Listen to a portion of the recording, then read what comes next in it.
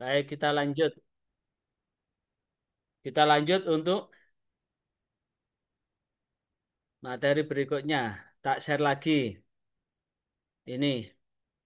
Kita akan membahas apa ini? Walimatul urus. Apa itu walimah? Walimah itu adalah pesta makan-makan. Apa itu walimah? Walimah adalah pesta makan-makan. Kalau pesta makan yang digunakan untuk mengiklankan, menghabarkan, memberitahukan, mengumumkan satu peristiwa terjadinya pernikahan disebut dengan walimatul urus. Kalau untuk ngundang makan-makan yang tujuannya adalah untuk menunjukkan bahwa seorang perempuan hamil itu disebut dengan walimatul hamil. Kalau untuk menunjukkan bahwa anaknya akan hitan disebut dengan walimatul hitan, ngundang makan bahwa anaknya sedang dihitankan. Kalau untuk menunjukkan nama, jadi ngundang orang untuk makan-makan, untuk menunjukkan ini loh anak saya tak kasih nama ini, itu namanya walimatut tasmiyah. Ngundang makan untuk apa? Ngundang makan untuk apa? Untuk mengiklankan atau untuk mengumumkan. Itu. Ada yang ditanyakan, Mas Amin? Ya ada Pak. Ada lagi yang ditanyakan? Boten Pak.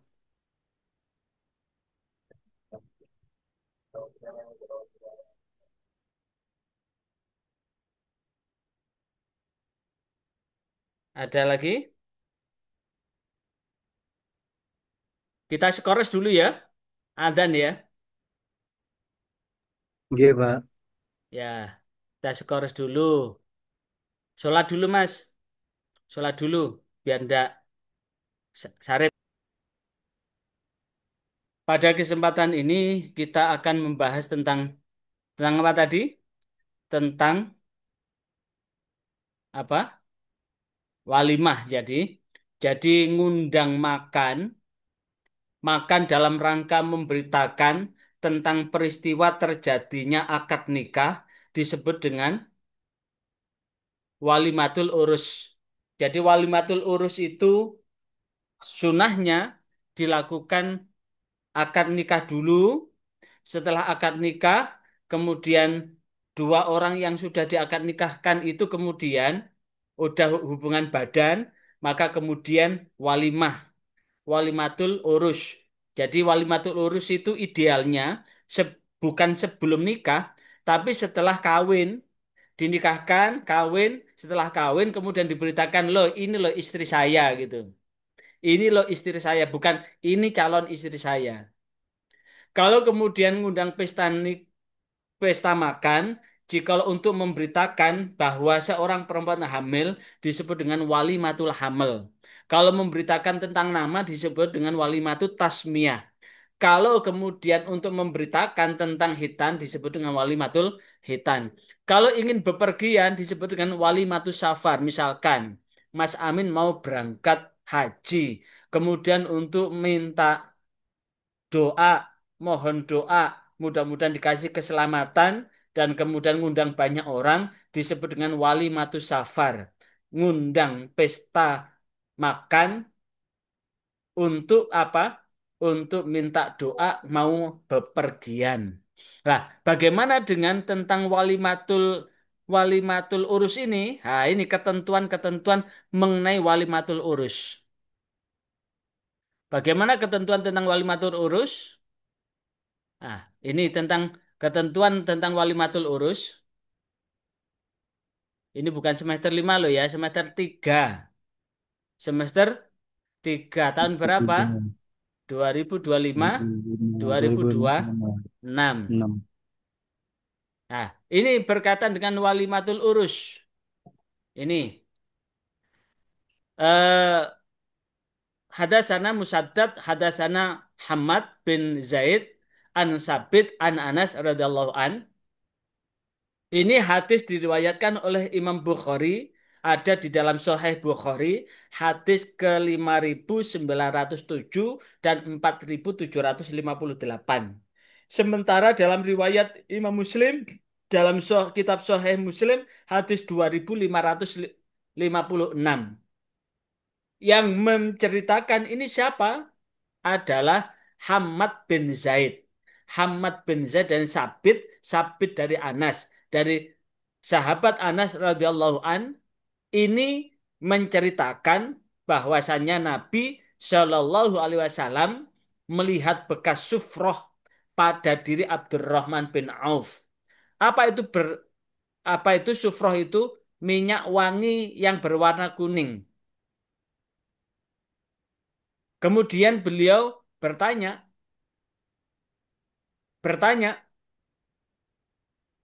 Faqala min faqala Mahyam. Kemudian Rasulullah bertanya, bagaimana keadaanmu? Faqala, maka bertanyalah Rasulullah, Mahyam au mah, bagaimana keadaanmu? Qala. Kemudian Abdurrahman bin Auf tadi menjawab, tazawwajtu imro'atan ala wazni nawatin min zahab. Tazawwajtu, aku telah menikahi imro'atan, seorang perempuan, ala wazni nawatin, dengan mahar min dahabin, emas sebesar biji kurma. Jadi Abdurrahman bin Auf ini telah menikahi seorang perempuan dengan menggunakan mas kawin emas sebesar biji kurma. Saat kemudian Abdurrahman ini menyampaikan bahwa saya ini barusan menikah, menikahi seorang perempuan, dan seorang perempuan itu aku kasih mahar dengan emas seberat biji kurma. Maka kemudian Rasulullah mendoakan barakallahu laka. Semoga Allah memberkahimu dalam kelimpahan kebaikan. Semoga Allah memberimu keberkahan dalam kelimpahan kebaikan. Kemudian aulim walau bisyatin. Maka aulim, adakan pesta makan-makan. Walau bisyatin, walau hanya dengan seekor kambing.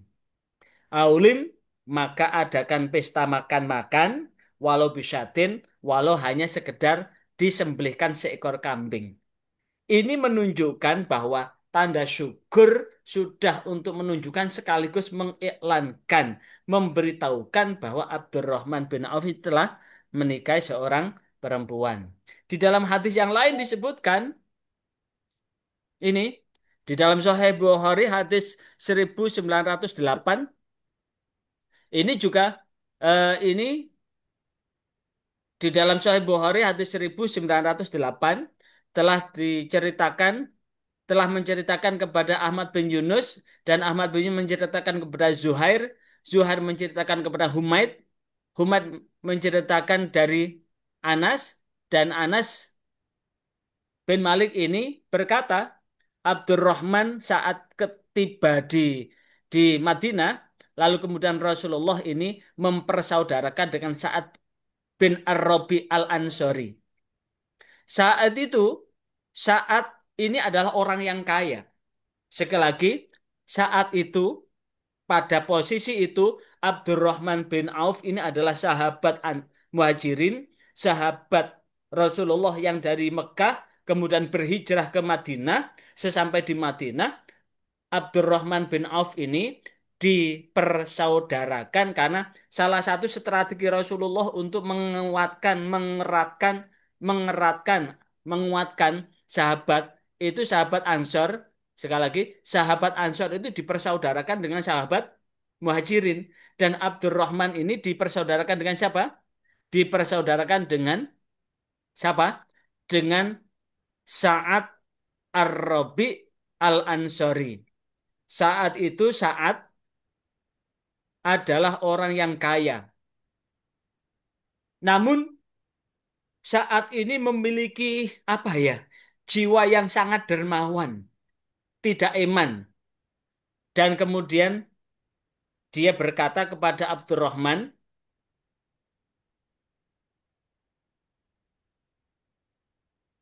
Faqala li Abdurrahman, faqala berkatalah Sa'ad Al-Ansari ini, Sa'ad bin Rabi Al-Ansari ini kepada li Abdurrahman,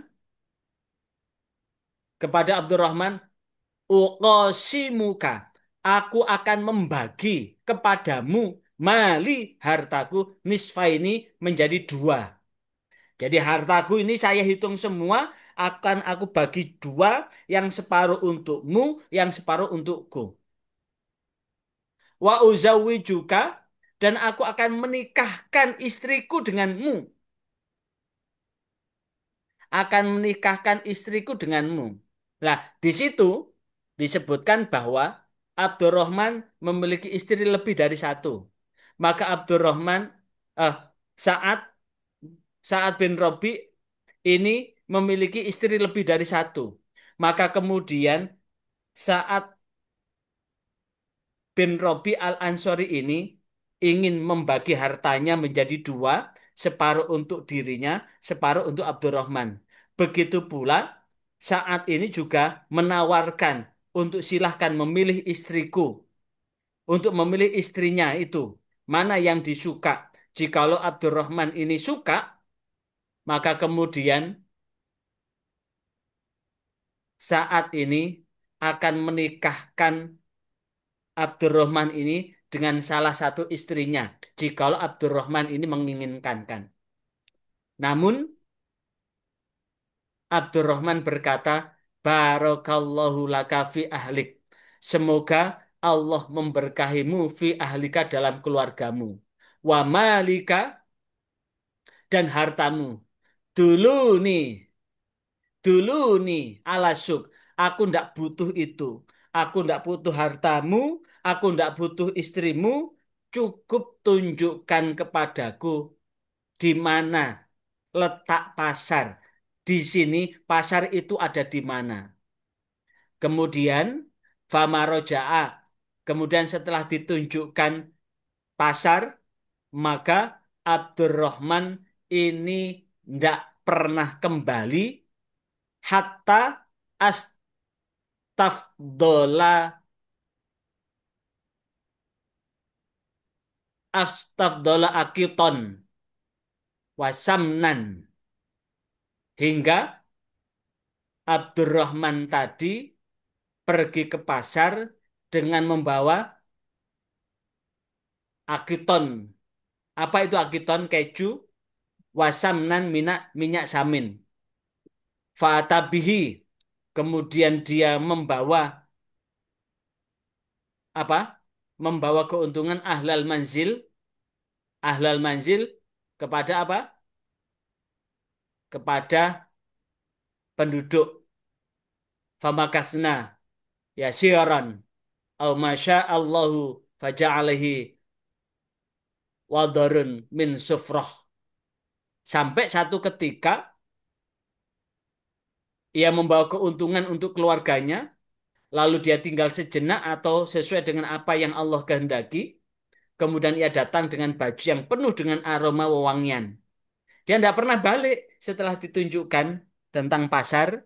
Abdurrahman tidak balik lagi sampai dia datang, kemudian di bajunya ini kok wangi begitu, tercium wangi. Kemudian faqala lahun nabiyyu, kemudian Nabi Muhammad SAW bertanya kepadanya, Mahyam, bagaimana keadaanmu? Maka kemudian, qala ya Rasulullah, wahai Rasulullah,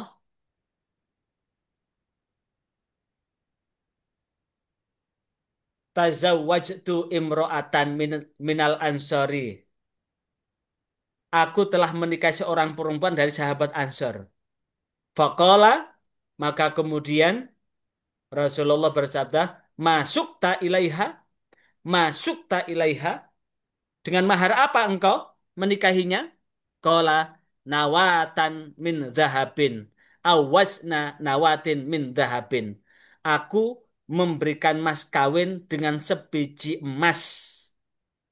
Atau sebiji atau sebiji emas. Dengan perhiasan sebiji emas atau sebiji emas. Jadi Abdurrahman bin Auf tadi ditanya, kamu menikah ini dengan mahar apa? Ketika engkau melakukan akad nikah, aku memberi mahar dengan perhiasan emas, sebiji perhiasan emas atau sebiji emas. Lalu kemudian Kola Rasulullah melanjutkan sabdanya, Aulim walau bisyatin. Maka adakan pesta makan walau hanya dengan seekor kambing. Kemudian ini yang berkaitan dengan itu. Jadi inilah yang kemudian yang menjadi dasar bahwa ketika seseorang menikah, maka disunahkan untuk apa? Disunahkan untuk mengadakan walimah. Kalau sudah mengadakan walimah, ngundang orang, mengadakan pesta walimah itu hukumnya sunnah, menghadiri pesta pernikahan itu wajib. Karena ada 5 kewajiban seorang muslim atas muslim yang lain. Salah satunya adalah apabila diundang, maka penuhilah undangan itu. Itu. Terus kemudian bagaimana sekarang? Jikalau ada orang tidak diundang, tiba-tiba menjadi tamu gelap. Apa tamu gelap itu, Mas Amin? Mas Amin, halo? Apa tamu gelap itu? Tamu Tamu yang yang tidak diundang. diundang moro-moro ngentekno panganan, menghabiskan makanan. Bagaimana sekarang hukumnya? Nah, ini saya share ya. Kita baca bareng-bareng hadisnya. Bagaimana jikalau ada orang datang tapi tidak diundang, moro-moro dia makan bahkan paling banyak makannya. Makanya kadang-kadang saya kalau pas ngantar istri itu saya kadang-kadang tidak mau masuk kecuali sohibul baitnya menyuruh saya masuk. Kenapa?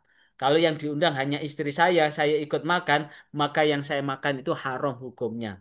Makanya kalau kemudian orang mengadakan pesta pernikahan apalagi prasmanan, itu kenapa tamu yang terakhir tidak komanan? Karena misalkan dia ngundang orang 1.000 hanya menyiapkan hidangan 1.000, sementara dari 1.000 orang lebih dari satu membawa pasangan, bukan hanya membawa pasangan, membawa anak-anaknya. Lah, pasangannya dan anak-anak yang ikut makan itu termasuk orang yang tidak tidak apa? Tidak kejatah. Yang dijatah misalkan Mas Amin, misalkan Mas Mbak Siti ngundang Mas Amin kepada yang terhormat Mas Amin hadir. Nah, tiba-tiba Mas Amin ini kan sudah punya istri. Istrinya diajak. Karena anaknya masih kecil, anaknya juga diajak. Maka jatah istri dan anak itu tidak masuk dalam hitungan itu. Makanya kalau kemudian datang ke pesta pernikahan di gedung begitu, datangnya terakhir, ya ndak kopan opo-opo, ndak ndak kebagian apa-apa, hanya nasi tok. Sementara yang lain sudah habis. Kenapa? Sudah dimakan yang lain. Lah, inilah yang kemudian yang perlu diantisipasi. Hadis tentang larangan menghadiri walimah nikah tanpa undangan. Kecuali kepada yang terhormat Bapak, Ibu, Saudara. Muhammad Amin sekalian begitu. Berarti Mas Amin boleh ngajak istri. Kalau tidak ada kata sekalian, ini termasuk ini, larangan menghadiri walimah tanpa undangan. Di dalam hadis riwayat Abu Dawud, bisa dilihat dalam Sunan Abu Dawud hadis 3.250. Hadasana Musaddad, hadasana Durustu bin Ziyad an Abana bin Torik an Nafi kola. Kola Abdullah bin Umar kola Rasulullah Shallallahu Alaihi Wasallam. Dari Abdullah bin Umar Rasulullah Shallallahu Alaihi Wasallam bersabda, Man du'iya, man sapani wong du'iya kang den undang sapa man falam tujib mongko ora teka sapa man du'iya Fakot asallaha wa rasulahu. Mongko temen-temen aso maksiat sopo wong kang diundang Allah ing Allah wa rasulah dan utusane Allah. Siapapun yang diundang dan kemudian dia tidak datang mendatangi undangan, maka dia termasuk orang yang durhaka kepada Allah dan Rasul-Nya. Kalau orang itu durhaka kepada Allah dan Rasul-Nya, maka jikalau Mas Amin diundang, tidak datang tanpa ada berita, tanpa ada permintaan maaf, tanpa ada halangan, maka Mas Amin ketidakhadirannya itu berdosa. Jadi kalau ada orang diundang, tidak datang, tidak memberitahu, maka kedatangannya tadi ketidakdatangannya, ketidakhadirannya tadi berdosa. Sebaliknya, waman dakhola, waman dan waman lan sapane wong dakhola kang mlebu sapa wong ala ghairi da'watin ing atase tanpa undangan, dakhola mongko mlebu sapa man dakhola ala ghairi dakwah sarikon ingkang wong kang nyolong wa kharaja lan metu mugiron mugiron kaya wong kang ngerampok. Jadi sebaliknya, jikalau ada orang datang tanpa undangan, maka masuknya dia ke pesta pernikahan itu sama dengan orang mencuri atau sama dengan seperti orang yang sedang merampok. Wis ndak, dia datang tanpa undangan, kemudian seluruh hidangan makanan itu dimakan semua. Di prasmanan itu kan hidangannya banyak sekali kan. Ada yang tanduk dua kali dan sebagainya. Maka bukan hanya dia masuk seperti seorang pencuri, tapi dia juga masuk seperti seorang perampok. Kalau Abu Dawud, Abanu Torik Majhulun. Jadi di zaman Rasulullah ada namanya Aban bin Torik. Aban bin Torik ini ya punya kebiasaan begitu. Tidak diundang moro-moro nyeriwul. Apa itu? Moro-moro dia nyerawul Aban. Aban bin Torik itu adalah orang yang bau. Apa itu bau? Orang bau itu adalah orang yang tidak diundang moro-moro nyerawul ngentekno panganan. Kemudian kita lanjut ya. Perbuatan mendatangi undangan. Sekali lagi. Perbuatan Sekali lagi, perbuatan mendatangi undangan tanpa diundang dalam bahasa Arab disebut dengan tatoful. Apa itu? Tatoful. Apa itu tatoful? Tatoful itu dalam bahasa Indonesia disebut orang yang menyusup. Jadi, tatoful itu adalah penyusupan. Sementara orang yang melakukan disebut dengan tufaili. Tufaili. Kata tufaili itu adalah penyusup. Dinisbatkan dengan orang yang bernama At-Tufail bin Bani Abdullah bin Ghatafan dari Kufah, Irak yang sering datang dengan makan-makan di satu walimah sementara dia tidak pernah diundang. Jadi setiap ada pesta pernikahan dia datang. Setiap ada pesta pernikahan dia datang. Maka dia disebut dengan Tufail. Tufaili atau Tataful atau orang yang menyusup. Dan penyusup itu terkenal di dinisbatkan nama seseorang yang suka nyerawul begitu di siapa namanya Tufail At-Tufail bin Bani Abdullah bin Ghatafan. Nah, ini bisa dilihat di dalam apa itu Fathul Bari Syarah Sahih Bukhari juz 9 halaman 470. Ini. Kemudian di dalam Tuhfah Muhtas fi Syarhil Minhaj, sekali lagi, di dalam kitab Tuhfah Muhtas fi Syarhil Minhaj, juz 9 halaman 472, wa ulima mimma takarrara, wa ulima telah diketahui mimma dari sesuatu takarrara yang sudah tetap annahu yahrumu bahwasanya haram tataful orang yang menyusup. Jadi di dalam Tuhfah Muhtas fi Syarhil Minhaj disebutkan bahwa sudah diketahui secara tetap takarra annahu yahrumu bahwasanya haram bagi siapa? Bagi full orang yang menyusup.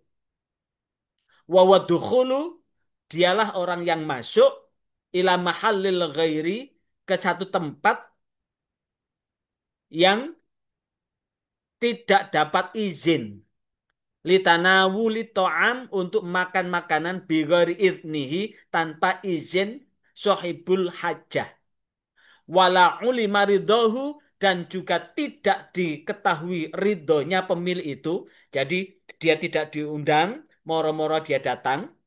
Sekali lagi, dia tidak diundang, moro-moro datang. Maka datangnya itu apakah diizini atau tidak, ridho atau tidak, maka itu adalah haram. Kecuali gini, Mas Amin ngajak istri. Atau Mas Amin punya istri, istrinya diundang temannya. Maka bilangi, boleh enggak saya nanti minta diantar suamiku. Suamiku nanti nunggu di luar atau masuk, boleh masuk enggak? Kalau kemudian Sohibul Hajjah tidak mengatakan, ini jatahnya cuma satu, kalau yang datang dua, nanti kalau kurang bagaimana? Ini penting ini dalam tradisi keindonesiaan. Sekali lagi, penting ini dalam tradisi keindonesiaan karena sering-sering Sohibul Hajah ini tamu belum habis, masih banyak tamu, tapi makanan sudah habis. Kenapa? Karena pertama, yang datang pertama itu namanya ikan lebih-lebih ngambilnya banyak sampai buak-buak. Yang kedua bukan hanya ngambil banyak di luar ukurannya, tapi sekaligus membawa rombongan. Lah, rombongan inilah disebut dengan tufaili, orang yang menyusup, penyusufat atau full. Makanya saya sangat setuju Wali Kota Madiun membuat peraturan bahwa orang yang mengadakan walimah dilarang mengadakan prasmanan. Karena rata-rata sajian prasmanan itu banyak mubazirnya, banyak membuangnya. Kenapa? Orang yang ngambil itu kadang-kadang kalau makanan masih banyak, ngambilnya di luar ukuran perutnya. Dirasa ketika ngambil dirasa enak begitu digigit, misalkan ngambil daging begitu. Begitu digigit, giginya tidak sadar kalau dia ompong. Hingga kemudian baru digigit begitu, akhirnya dagingnya tidak kemakan. Lah, ini bukan hanya mengambil hak undangan sebelumnya, tapi ini sekaligus menjadi temannya setan. Wala tubadzir innal mubadzirina kanu ikhwana syaitan. Jangan engkau sia-siakan sesuatu yang manfaat karena orang yang menyia-nyiakan sesuatu yang manfaat itu adalah saudaranya setan. Nah, hal-hal seperti ini yang sering diabaikan oleh orang-orang itu. Makanya saya sepakat kalau kemudian Wali Kota Madiun ini membuat peraturan buat warganya ketika mengadakan pesta pernikahan tidak boleh melakukan dengan prasmanan karena banyak mubazir atau banyak membuangnya. Apalagi Kota Madiun hanya 3 kecamatan dan itu kemudian membuang sampah itu mengalami kesulitan. Kemudian kita lanjut ya, Mas ya. Ada pertanyaan dari sini, Mas? Boten, Pak. Ah, bisa dipahami? Bisa, Pak. Oke. Kemudian, tak lanjut ya. Waktunya masih 15 menit. Nah, disinilah yang kemudian dapat kita pahami hadis tentang larangan menghadiri walimatun nikah tanpa undangan. Yang pertama, hadis yang berkaitan menghadiri adalah apabila apabila salah seorang di antara orang yang diundang ke walimah pengantin, hendaklah ia memenuhi. Jikalau dia tidak memenuhinya, dia berdosa. Namun apabila ada salah seorang di antara yang diundang ke suatu acara, maka hendaklah dia harus mendatanginya. Namun apabila dia tidak diundang, maka sungguh ia telah berbuat durhaka kepada Allah Subhanahu wa taala. Durhaka kepada Rasulullah juga. Rasulullah itu disebut dengan Abul Qasim. Menghadiri undang wali pernikah hukumannya wajib. Sekali lagi, mengadakan walimah itu sunnah, tapi ketika sudah dihidangkan dan mengundang banyak orang, yang diundang itu hukum untuk menghadiri walimah adalah wajib. Sehingga jikalau dia tidak datang, dia berdosa. Dan kewajiban itu jika memenuhi syarat tertentu. Namun menghadiri walimah nikah tanpa diundang itu hukumnya haram. Kecuali jikalau sohibul hajah yang mengundang itu telah merestuinya. Dan kebiasaan tamu yang datang ke pesta tanpa diundang disebut dengan tufailul a'ros atau tufaili. Sehingga istilah ini dikisahkan dengan seseorang yang bernama Tufaili yang sering datang ke pesta pernikahan tanpa diundang. Maka inilah yang kemudian banyak hikmah yang dapat kita ambil. Kenapa? Saya sering ketika saya masih di KUA, saya mengharapkan bahwa orang ngundang orang untuk hadir itu adalah diminta doanya. Dengan harapan orang-orang yang mengadakan pesta itu betul-betul Allah memberkahi rumah tangganya pasca dari pesta itu. Sehingga jika ingin barokah, jangan buat orang kecewa. Supaya tidak membuat orang kecewa, sementara tempat tinggalnya, akses jalan hanya satu-satunya, jangan ditutup semua jalan itu. Kenapa? Orang akan terhalang untuk lewat di tempat itu. Dan jalan itu adalah fasilitas umum. Jika hanya jalan satu-satunya, maka jangan diambil space jalan keseluruhannya. Ketika ada orang yang tersesat kemana-mana, marahnya orang yang tersesat itu termasuk orang yang terzolimi. Ingat, ada 5 doa yang tidak ditolak oleh Allah. Salah satunya adalah doa orang yang teraniaya sampai dia dapat pertolongan. Ingat kepada masyarakat yang mengadakan pesta pernikahan yang menutup jalan sehingga itu jalan satu-satunya hukumnya haram. Yang mengadakan pesta pernikahan itu berdosa karena mengganggu kepentingan masyarakat umum, bahkan membuat orang yang memakai jalan itu tidak bisa kemana-mana. Jikalau ada orang luar yang datang ke satu tempat dan lewat di jalan itu, sehingga dia itu tersesat kemana-mana, dan ketika dia dalam posisi teraniaya hingga keluar kata-kata yang tidak baik, itu akan amat dikabulkan oleh Allah Subhanahu wa Ta'ala. Maka melalui mimbar ini, melalui kuliah ini, tugas buat saudara Amin ketika nanti jadi mubalik, sadarkan kepada masyarakat jika tidak ada akses jalan dan itu hanya satu-satunya jalan, jangan ditutup semuanya. Paling tidak kasih kesempatan sepeda motor untuk lewat di tempat itu. Jangan ditutup sama sekali sehingga membuat orang-orang yang membutuhkan itu merasa teraniaya begitu. Ada pertanyaan Mas Amin? Nggak ada, Pak. Ya, Tidak ada, Pak. ah, ada? Nggak ada, nggak ada. Oke. Oke, kita tutup ya. Oke, Pak. Kita tutup dan temannya kemana kok enggak datang nih? Ini kerja katanya, Pak. Nah, ini nanti saya saya apa? Saya unggah di channel YouTube. Kemarin sudah tak unggah, bisa dilihat temannya yang enggak Iya. datang untuk ngambil, untuk muter ya, sehingga walaupun tidak mengikuti perkuliahan, tetapi masih bisa menyimak dari apa yang kita bincangkan dalam perkuliahan ini. Mari kita tutup dengan kafaratul majelis. Subhanakallahumma wa bihamdika asyhadu an la ilaha illa anta astaghfiruka wa atubu ilaik. Subhanakallahumma wa bihamdika asyhadu an la ilaha illa anta astaghfiruka wa atubu ilaik. Dan kita baca surah Al-Asr. Bismillahirrahmanirrahim. Wal asri innal insana lafi khusrin illalladzina amanu wa amilus solihati wa tawasaw bil haqqi wa tawasaw bis sabar. Sekian. Walafu minkum. Wassalamualaikum warahmatullahi wabarakatuh. Terima kasih ya, Pak. Oke.